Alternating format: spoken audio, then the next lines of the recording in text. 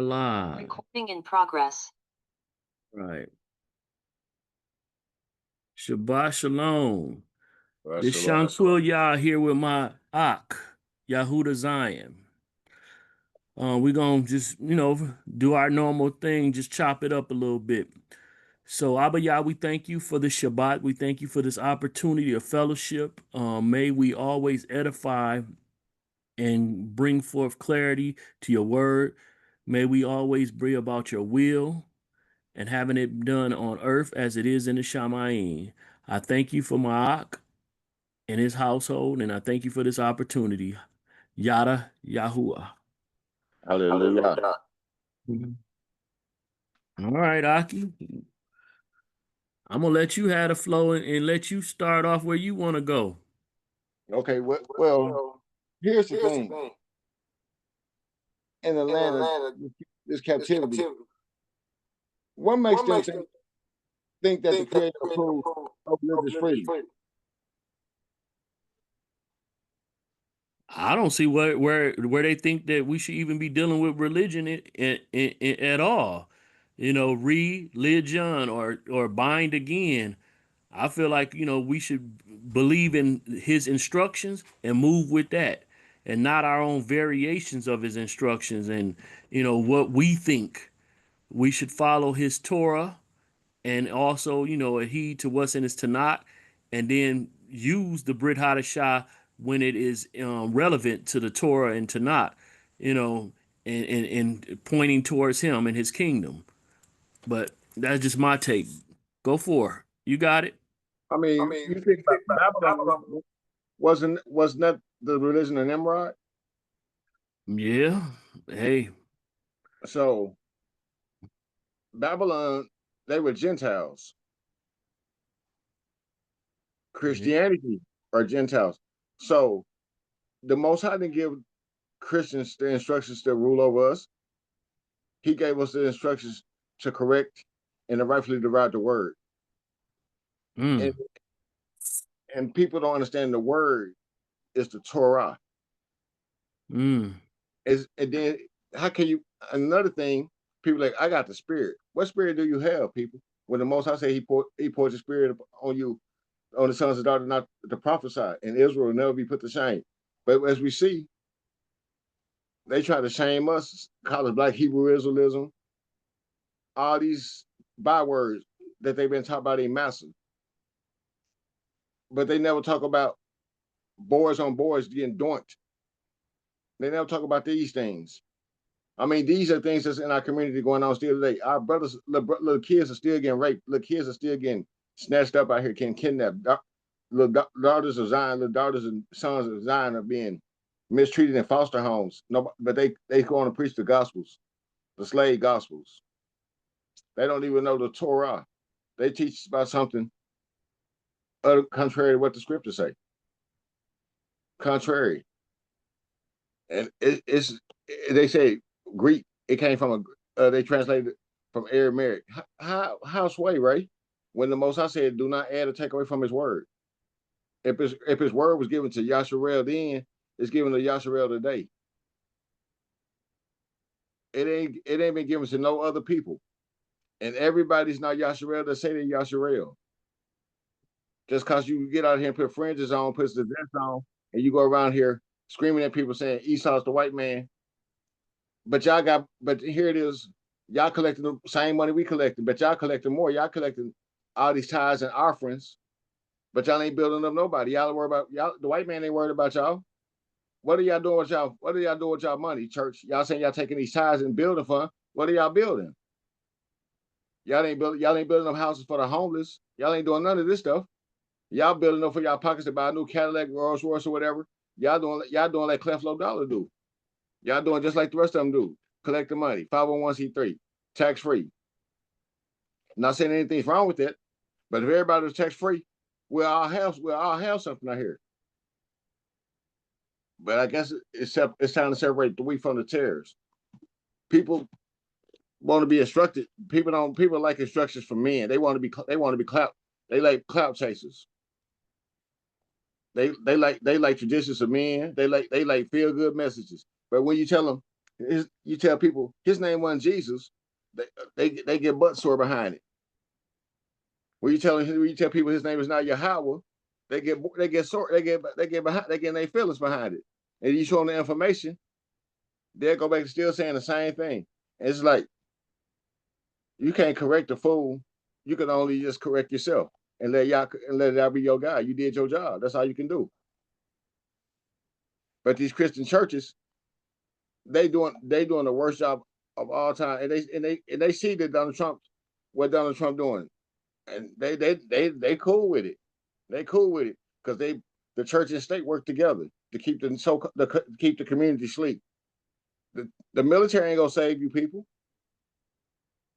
The military is not gonna save Yasharel. What is gonna save Yasharel is the Most High.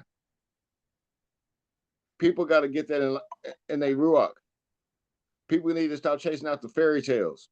People chasing out the lies and been taught a lie so long, they don't want to change it up. They know they've been taught a lie. They know the Torah wasn't in Greek. They know these Jewish people ain't the sons of the Most High.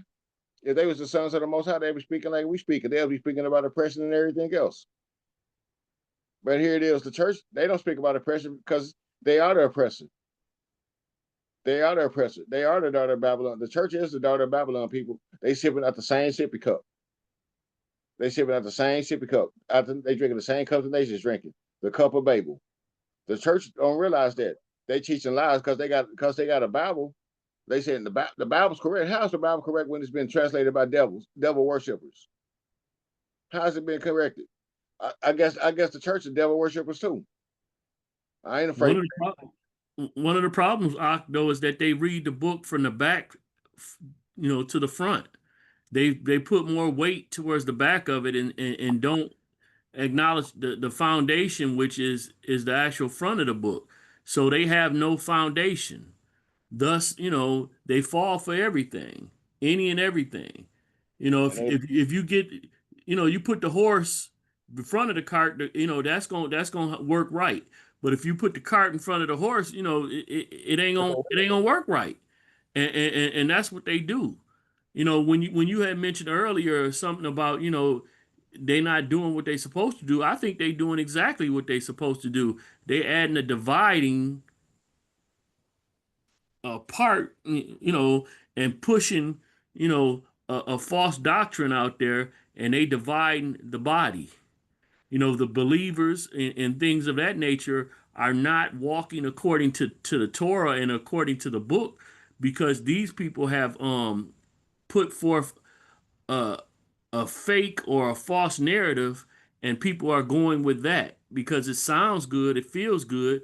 You see people pushing unconditional love, and it's like, okay, even in the phrases that they use, there's conditions. It say what, what, believe if you know okay, he for he so loveth the world, that whomsoever believeth, blah blah blah blah, the whole narrative. And it's like, but they ignore that it says that you have to believe. And it's like, okay, that's a condition, but they say it's unconditional, that they're able to be able to do and say whatever. They want to be able to sin. They want to be able to dictate what sin is. Right now, us speaking and saying something, basically calling them out, they call that sin. But they can't show that anywhere in the Torah, where the Torah is what defines what sin is. Transgression of the law, or the Torah, is what sin is. Where have we transgressed the law? They can't point it out. And we can point it out with them where they transgress the law, where they try to elevate themselves to deity status. But Exactly. Every time I checked, the deity was a statue. Ain't got no breath in his lungs. Nothing.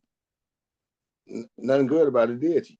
The deities came from Babylon, people. But they don't want to hear that. They want to keep on in a false narrative. yeah, but when somebody like you challenge them and want to even show them the historical record of where a lot of the stuff that they say and they do comes from, they say, no, you don't know what you're talking about. And you pull up the book.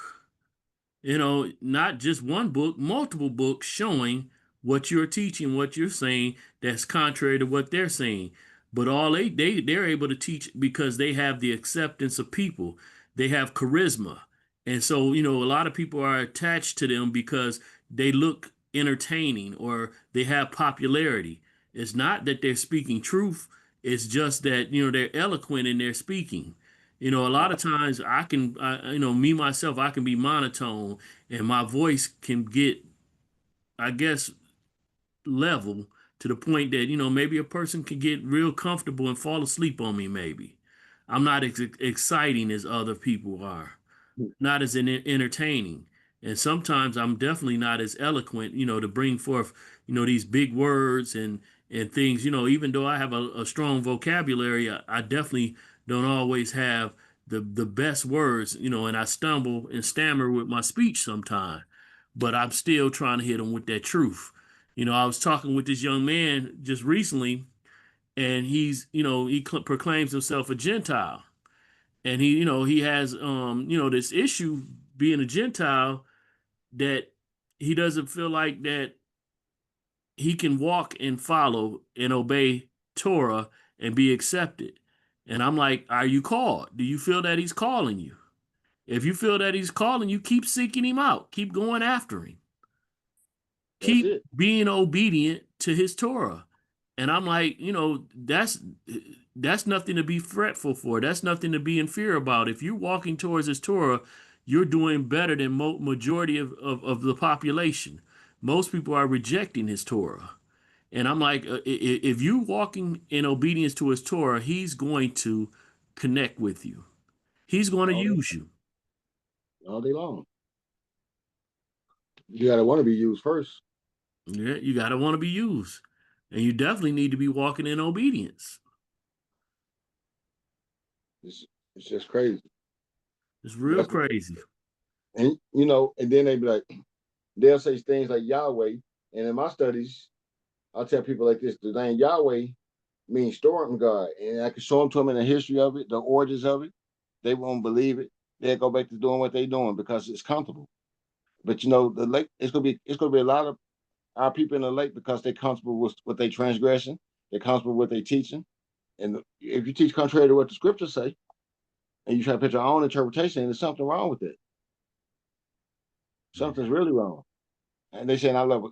That's what they hit people at. I love the God of the Bible. That's their safe spot. But Now, what's I wrong? try my best not to even use that term God when now that I know that that shouldn't even be associated with him. And it's hard because that has been something that been put on my tongue for almost what? I'm 53, so majority of my life. And so God, it's like, nah, man, when you find out that a fallen was named God and this same fallen wanted them to follow after him in the garden. So it's like of course he wants you to speak his name. They took the Most High's name, which is Yod Hey Wah Hey, they took it out the book and replaced it with God, Lord, all these other different titles that really apply to other deities. And people say, "Well, you know who I'm talking about," and I'm like, "Do I really? I really don't. How do I know who you're talking about when I look at your lifestyle and it does not reflect the personhood of the one that I follow?"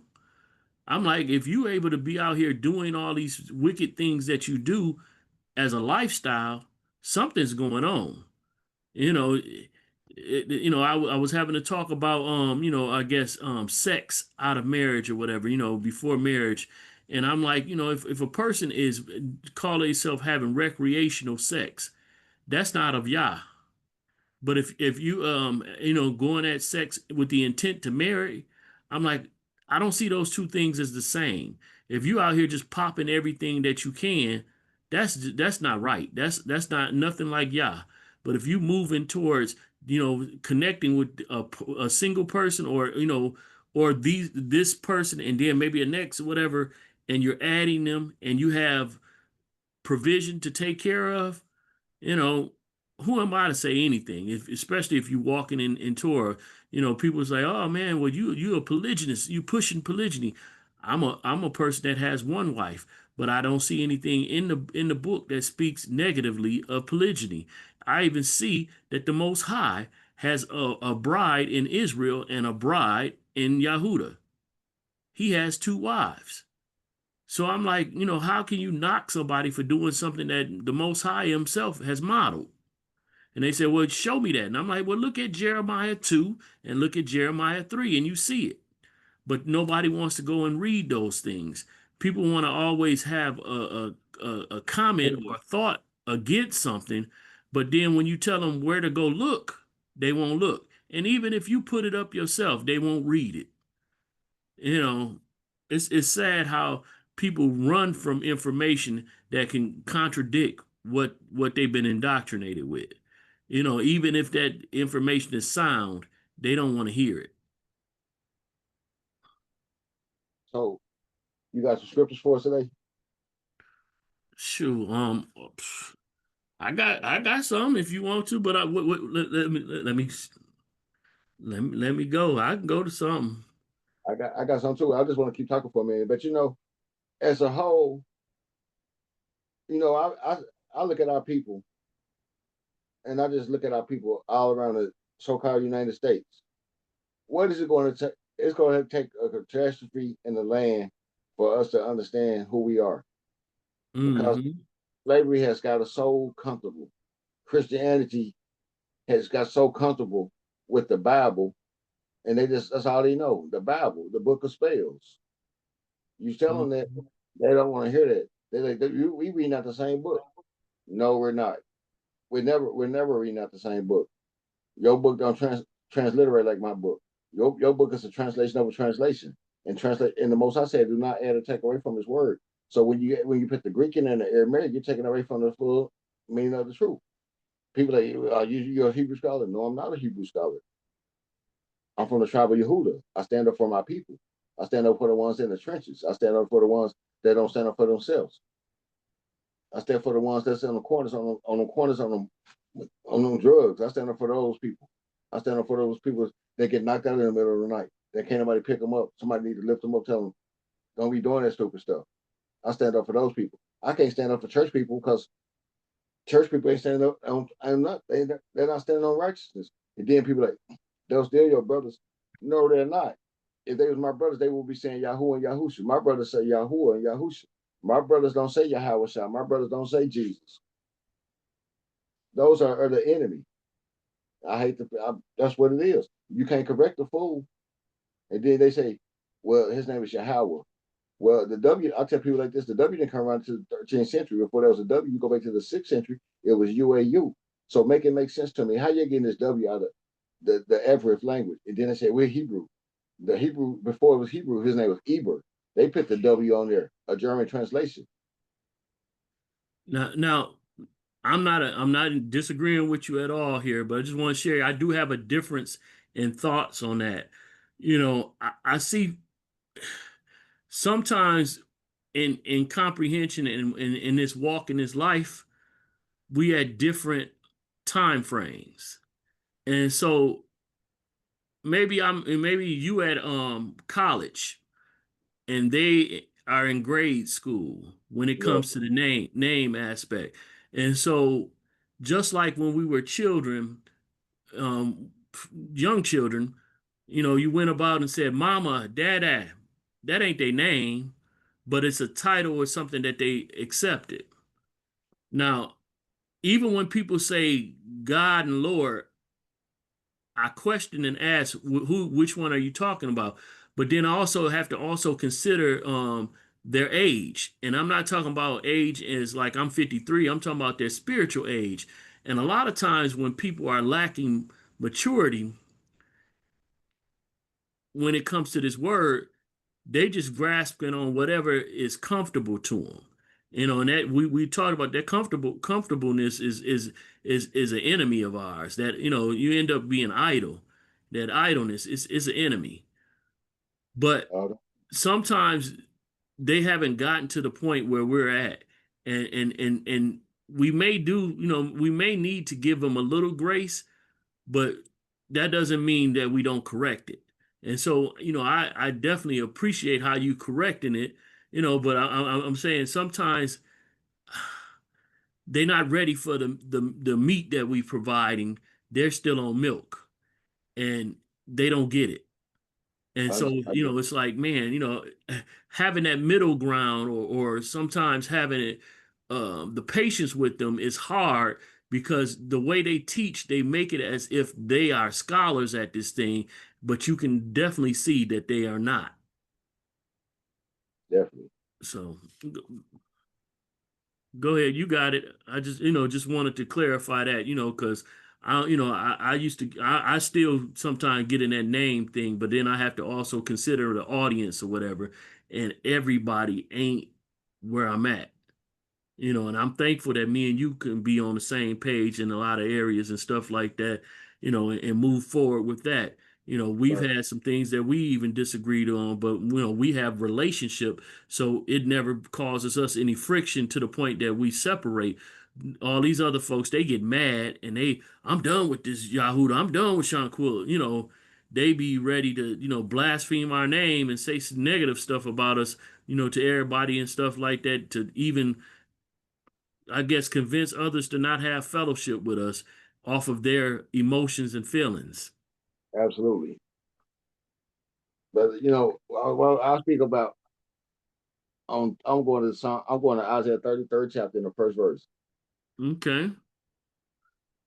You want me to pull it up, or you got it? You just gonna just read it. I can read it. Just go ahead and read it then. You got it. It said, "Woe to you, ravager, while you have not been ravaged, and you treacherous, while you have not while they have not betrayed you. When you have ceased ravaging, you shall be ravaged, and when you stop betraying, they shall betray you." Second verse, and I'm gonna start right there. It said, "Yahuwah, show us favor, for we have waited for you. Be their arm every morning, our deliverance also in the time of distress." So, so isn't that that's a current prophecy what's going on right now. The ravagers are still Hmm. ravaging around the world, ravaging everything, ramshacking everything. Mm. So if the Creator's gonna be our deliverance in the times of distress, we don't see the times of distress among us. With all the because we just had a flash floods in Kansas City, Missouri. I was out of power for a whole day and a half. Oh wow. This just happened this week. We had flash floods. Mm. Well, I'm glad you're safe, Aki. Right on. All praise to the Most High Yah. All praises. And then people like that already happened. But then you look at 3, it said, "At the noise of the rumbling, the people shall flee." That's why people fleeing from the scripture today because they don't want to accept it. They want to set friends with the world. You can't be friends with the world. Like it's like an unstable man is unstable in his ways. You can't be friends with the world and say you love the word. How can you love the word and you part of the circus? The circus. Can I stop you just one for a second? I'm gonna let you finish. But circus, they don't know that word circus in church, or the word that church is they synonymous with each other. But go ahead. And it's too many people. We pay the image. They pay the image of people like me and you because that's what they see with their own eyes and their own mindset. It's not if it was love, they would have love in their spirit, not in their heart, because above all things, your heart is deceitful. But if the Most High give you a new heart and a new mind to speak, that means He gonna give you a new heart to speak to His people and be gentle with them. And so, and your mindset is always on Torah and is always on the Most High. And people can't grasp that because they want to hear God loves everybody. But I never, even in the Bible, I never seen where He say He loved everyone. I never seen Man, it. you I, get I never seen it. I never seen when I never. I matter of fact, and Isaiah, matter of fact, we can talk about the Gentiles a little more in Isaiah 34. It said, "Come near, you Gentiles, to hear, and listen, you people. Let the earth hear, and all that is in it, the world, and all its offspring. For the displeasure of Yahuwah is against all the Gentiles, and his wrath against all their divisions. He shall put them under the bed. He shall give them over to the slaughter, and their slain be thrown out, and their stench from their corpses, and mountains shall be melted with their blood, and the host of the shaman shall rot away, and the shaman shall be rolled up like a scroll, and the host shall fade like a leaf fading on the vine, and like the fading one of a fig tree. For my sword shall be drenched in the shaman. Look, it comes down on Edom, on the people of my curse for judgment. The sword of Yahuwah shall be filled with blood. It shall be made overflow with fatness, the blood of lambs and goats, with the fat and the kidneys of rams. So we're looking at the wars that's been going on all these years. It's been going on all these years. The Most High sword really filled with blood, and it's gonna come down on Edom soon. We don't, Mm-hmm. we don't know when, but it's gonna come down. And he's against all Gentiles. He ain't say nothing about I love everyone right there. But he said he loved Yaakov and he hated Esau. Mm-hmm. Then they said I'm being racist. When I say when did the so-called white man love us? And we keep voting for it in America. When did the so-called Africans love us in our land? When did Man, we the Muslims was very harsh to us over there. They cut off our genitals and everything else and took all our women and killed us, after we got to a certain age. The Muslims over there in the land was harsh to us. And then the transatlantic slave trade and the buck breaking as well as, oh my goodness, they did some horrible stuff to us. and they still are. But look, we think about all these prisons that got opened all the prisons around the United States. How many of y'all people in there for crimes that they didn't commit? Mm, How many? Listen to this. Listen to this. We don't even hear about the word pedophilia no more because we got the word twerking out here in the street more than pedophilia. See, they mm, just wait. They worry about it. They let us twerk on. They let us twerk, throw money at twerkers. But here it is. They forgot about the pedophilia in the neighborhood. All these pedophilias, or did they? They didn't forget because they are the ones promoting pedophilia. mm, We forget. We get the church get forgetful. They get comfortable, just like same sex marriage. If you're with the Most High, you would have never said nothing about that church. You would have called that out. You're like, well, I'm gonna step out the pulpit if I got to preach about the same sex marriage. I preach to a saint. But what you do, Jesus accepted everybody. But the Mashiach said, even the Mashiach said in Matthew 10th chapter, he gonna bring a sword on earth to bring division. So if the Father gonna bring a sword and the Mashiach gonna bring a sword, what are we bringing today? mm, You said all the time, iron sharpens iron. Iron can't sharpen the wood. Wood go dull it. We got to stop. We as a people as a whole, we got to stop being so colonized and turn out the televisions a lot more. We need to look at all these killings that be going on around the United States. These killings ain't by accident. A lot of these people that they saying they did the crime. How do we know they did the crime? How do we know that was their gun? We're not the prosecutor people. They make the rules every day.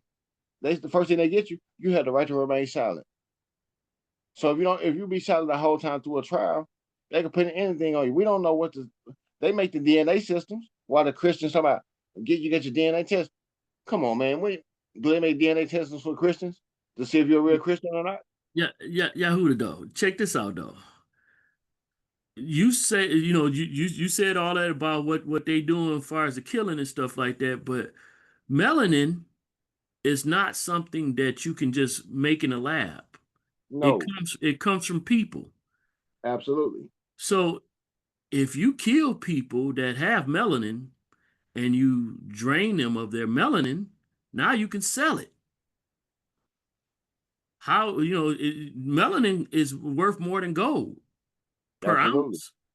So how are they getting where they getting this melanin from? And if it's such a desired resource, the best place to get it from is the people that have melanin. So if you kill off them people, you take their melanin. Even with when you look at the black market for organs, our organs are stronger than any other people's organs. There's a large supply of organs, and who disappears all the time, and there is no record or even a search for them. They don't have a Amber Alert set up for us. Mm-mm. When one of us disappear, that we might not even get on the back of a milk carton. We just gone. We gone. Yeah. It's crazy. It's So crazy. yeah, a lot of times when they don't found them people that's supposed to be killed or whatever, they'll get headshots to them, and it's like, man, who that accurate they can hit headshots, and then they never check to see if the organs inside of those bodies.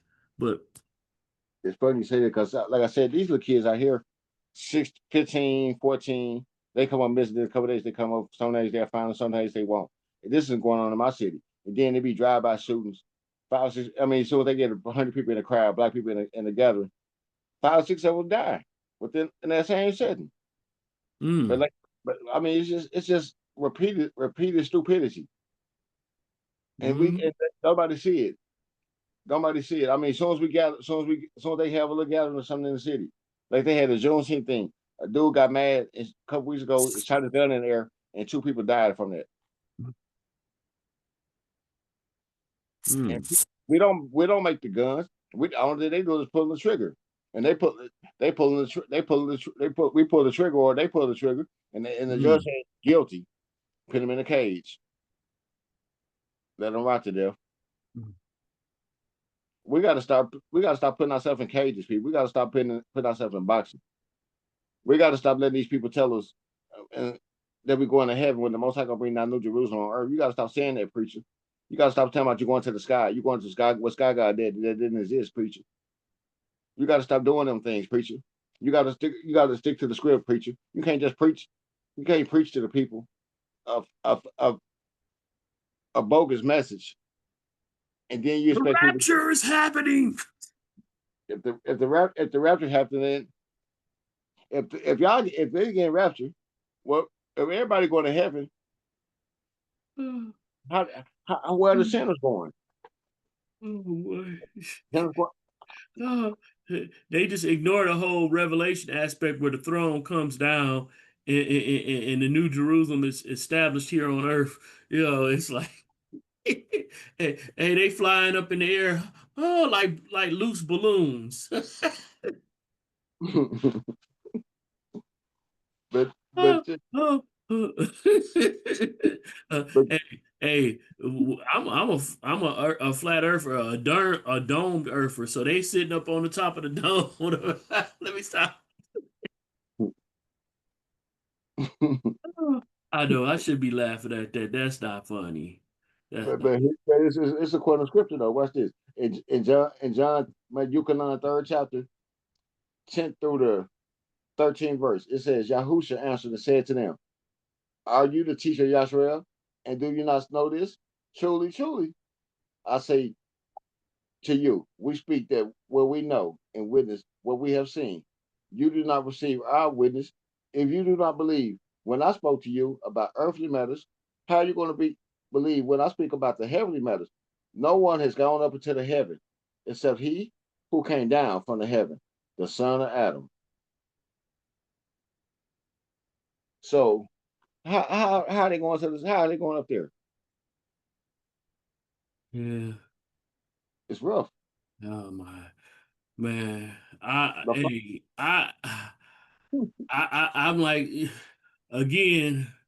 It's a mixture of stuff. People read that Left Behind book and kind of went crazy with it. They watched that movie and they went crazy with it. And it's like, man, do people ever line stuff up with what's in the text? You know, I'm like, I've been talking on polygyny, fornication, as well as adultery, and people, when they hear you talk about certain topics, they jump to the conclusion of, well, this is what you mean, instead of just asking, what do you mean? Like, okay, if a man is in sexual relationship with a daughter of Zion, he should be moving towards marrying her. It should not be that a man of Zion is out here having recreational sex and just popping from one female to another, because making the daughters of Zion into harlots is basically against the law. That's not acceptable. So no, you shouldn't be just having random sex here and there. You should be having sex with a purpose. But is the act of having sex in general a sin? And I'm like, when you ask them questions like that, they get offended. And I'm like, show me where it says it in the law that it's a sin. And I was showing somebody how, like, when Rebecca was found or brought back by Eliezer, soon as Hmm. she was brought back, Isaac took her into his tent immediately. If he took her into his tent immediately, there was no wedding ceremony. He took her right into his mother's tent, his mother being deceased, and there was something that went on. Now, shortly after, it mentions that they got married, and I'm not trying to say sex is marriage or whatever, but the first thing was that he took her into that tent. So Exactly. they had sex. Was this an act of sin? No. Oh, There was already an agreement with her father, and money and gifts given to her father. So a bride price was already paid, but there was no ceremony. So the act of having sex could not have been a sin. It was not a transgression. It was something that was done righteously, but then later on, the ceremony probably came. And then if you look at Adam and Eve, we don't hear nothing about no ceremony. We just say that Adam knew Eve. yep. So this whole ceremony thing is something that we have been westernized into. I'm like, even when you look at Yaqub, Yaqub was looking to marry who? Rachel, wasn't he? Preach all day long. All day. And then, if you have to go outside of the 66 books and look into the book of Jasher to see that they had a dinner, but they Yeah. dimmed lights. And all the people who kept in dimming the lights was saying, hey, Haliyah. So he thought they were saying some form of praise or whatever and stuff like that. He didn't know what they were saying. So it makes me think he didn't even know that Rachel had a twin sister with a Mhm. lazy eye.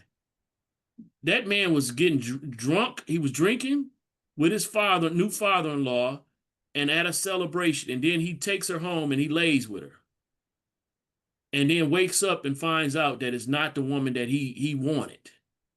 Now, Right. if it was a law against polygyny, then he would be stuck with that woman and not be able to, take on Rachel as his wife later on.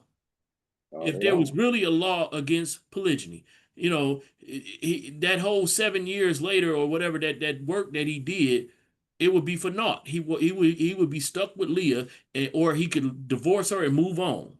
But no, he did his 7 years, and now he got this woman. He's got another wife. And then those two wives gave him Bilhah and Zilpah.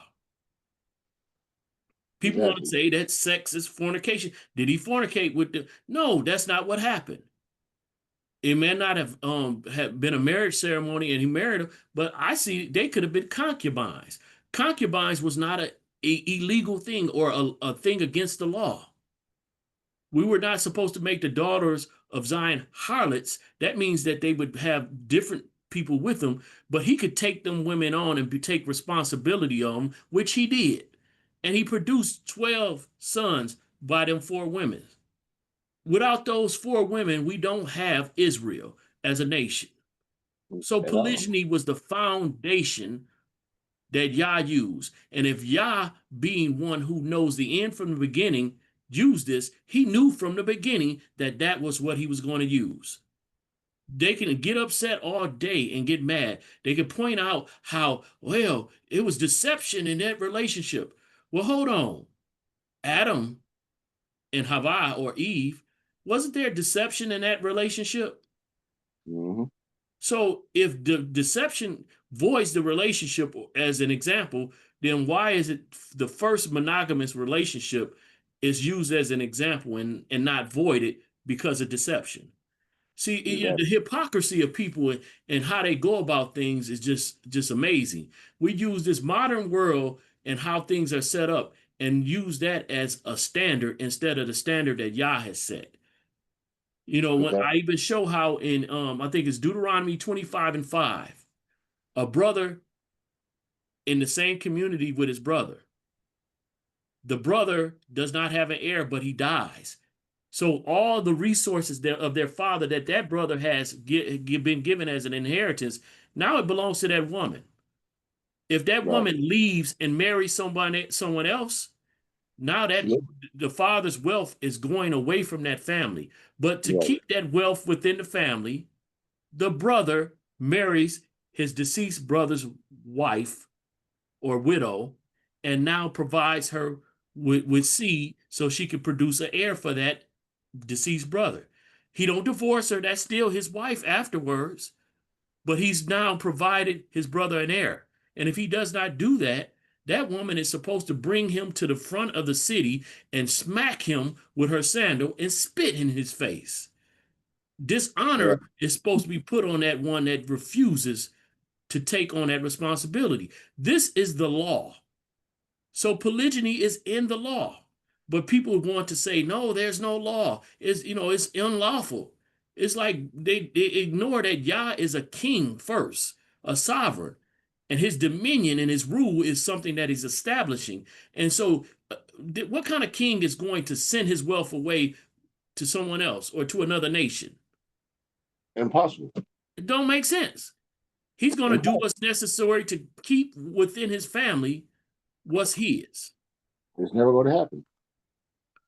He gonna keep his bloodline alive. They act like that y'all didn't know that the women were going to be barren. And see, this is one thing I've tried to tell people and get them to understand. I'm hit you with something, brother. I know I'm taking a lot of the time, You cool. but You cool. check it out. Dawid, when he had the ark, he was out there dancing. A lot of people try to say he was dancing naked. No, he was not. But he was dancing. And his wife, Michael or Michael or whatever, looked down on him and basically was embarrassed by it. And she spoke negatively about the king. So you know what happened to her? She was barren off of that. They didn't have no seeds. So a man could be walking in all type of righteousness, but his wife not, and she become barren because her heart is wicked and hard. Why would you want to produce with that? So if that be his only wife, he hit. He can't be fruitful and multiply. But if he The get same thing. another wife, a wife that has a softer temperament, a better heart, now he can produce. If You you know, look, if you look, go ahead. only because y'all better. It's funny you say that. Same thing that Abraham did with Ishmael. But Same. basically, that woman was barren all them years, and she even laughed at the ideal of her getting married. She was a good woman though. But I'm saying people ignore that these things have occurred. If you look at Samuel's mother was what? Barren. There. She was barren until she broke down to the point they thought she was drunk. She broke down to Eli because she wanted to have a baby, and she basically like, look, if I have a baby, I'm gonna dedicate it to the temple. But she was one of two wives. One or two, not one, not one or one or two. Same. Yeah, they don't want to deal with this. Barrenness was something that was happening. And the original command in Genesis 1, the original command is be fruitful and multiply. That's one of the first commandments there is. And so a man that did not have a household of children was looked at as unfruitful. He was not looked at with esteem, but was looked at with shame. They don't want to deal with that. I Mm-hmm. get it. Right now, we live in a land where we have been under bondage and stuff, but we are people of wealth. Our father is a king, a sovereign. And so we got to have a wealth mindset and not a poverty mindset. That we have to have a mindset to retain what belongs to our Father, not to be willing to give it away. And so, just like with that Deuteronomy 25 and 5, and going on in there, is a means for us to retain his wealth, retain our Father's wealth. We got to get outside of the poverty mindset. You know, my daughter would be my, if we go by our court, our heritage, I got three daughters. If they not married, they're supposed to stay under my covering all their lives until I Absolutely. send them out in marriage. If there's not a viable man to marry, they supposed to be in my home. Was cover. Yeah. So what if the only viable man already has a wife, but he's a good, righteous man, blameless? I'm not one that want to give my daughter to polygyny, but if I want her to experience marriage, if everybody, all the other men around is wicked, but this righteous man come, would I be righteous in my own home if I deny her the ability to taste marriage, especially if I believe marriage to be this great thing because I experienced it, but me denying her that, would I be righteous? But No. yeah, I'm gonna let you take the table for a minute. I know I've been running with the table. You know, but you know, like you said, ain't none of these so-called weddings that we are doing today. Those are traditions of men, All and day. you know, the ring central represents central Satan, central ring, Satan ring, man. The Most High to tell us to get on our knees and say, "Will you marry me?" Those are our traditions. You bound down the bell. Yeah, We need to stop these traditions because these man. traditions gonna let us in the lake of Shoel. Man, when I seen a Hebrew wedding, and it compared to the dynamic of what the Bible was saying, and the brides actually were the ones that waited outside for the husband. It was them that came to the husband, and not the reverse or whatever. I mean, they waited for the husband to come for them, I should say. You know how well, I was married, so I had to wait at the altar and the woman coming in or whatever and stuff like that. The prize was the man. The way we got it in the secular realm is the woman is the prize. It's in reverse. But When you look at the virgins are waiting for the Messiah. What they waiting with they lamps lit full with oil. They waiting for him to show up. exactly, You know, it we got it mixed up. I don't. I look at women in a whole different mindset than most women think. I see women are double covered. Women have the Most High covering them, and they have a husband covering them. A husband only has the Most High covering him. Women are covered by their fathers until they pass them on to their husband. And that husband is actually taking on and saying, I'm going to father this daughter and take her on as my daughter. And some people would try to make it perverse, but basically a father is supposed to pass on his covering or his role of responsibility over that daughter to her husband. And that husband ends up being as if her husband, only thing, I mean, her father, only thing he has access to her in another way that the father never had. exactly, When you look at the law of the vow, a woman saying something or whatever, her father can cancel it out at any time. He's not supposed to stand silent. He can say, no, that ain't happening. And when she gets married, her husband ends up having that right of refusal over her words. A woman does not have, even a widow, she can say whatever, she wants to then because her husband is dead, but she still should, if her father's still alive, she should heed him. But right. man, let me let you go because let me let you go and say what you got to say, because man.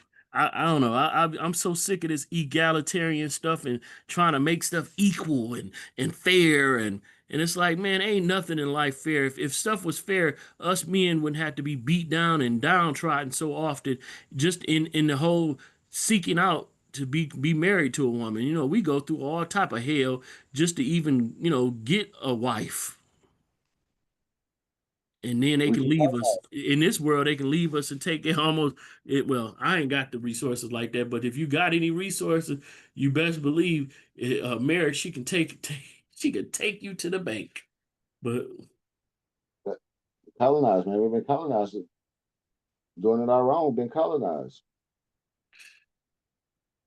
And when I say colonized, people eat pork, people eat seafood, people celebrate these holidays, people go to church. That's our part of that's the colonizer's way. If it ain't the colonizer's way, can you show us what the Most High told us we was gonna be Jewish people? Can you show us what he told us that he? When did he stop loving the tribe of Yehuda and say, you know what? I'm gonna call these people Jewish people today. When the Jewish authority doesn't have any impact on the Torah people, Christianity doesn't have any impact on Torah. They they have a mindset to think what they want to think, but in essence, their thinking is not right. I'm not being funny when I say that. I'm not judging their teaching. From all the history I've read, Christianity is based on the devil, and they don't want to hear that. Even back in Babylon, they had deities in Babylon. So what makes your deity higher than the Babylon deity? When the Samaria was the ones that provoked the Most High with deity worship. They started it with Samaria. So if it started in Samaria, and they said we Christians, we're the only so-called people in the besides the war machine of Babylon that goes to Christianity. No problem. We we let these people colonize us to go to war with them, but they going to war in your own neighborhood. Look at the food today. We don't know if it's real food or not today. We don't even know if it's real food nowadays because everything is seedless and all the food is digital. Or if it ain't digital, it's cloned with another people. Some stuff out of a lab. We need to get out. We need to get out of those labs, people. We need to seek the Most High more. And I'm a year with that. okay. Man, I always enjoy talking to you. I'm gonna have to give you a call during the work week and talk to you while I'm at work again, chop it up. But I No want to problem. get me down and lay down with my wife a little bit and take me a nap. Give me some rest, some actual rest on the Sabbath. I've been on this Zoom, this is my second time, and then, we got some people coming over, and so I want to rest up a little bit. I No appreciate problem. you, man, and we're gonna have to definitely, we're gonna have to do this again as usual. No Chopping it up problem. with Zion is one of my favorite things to do.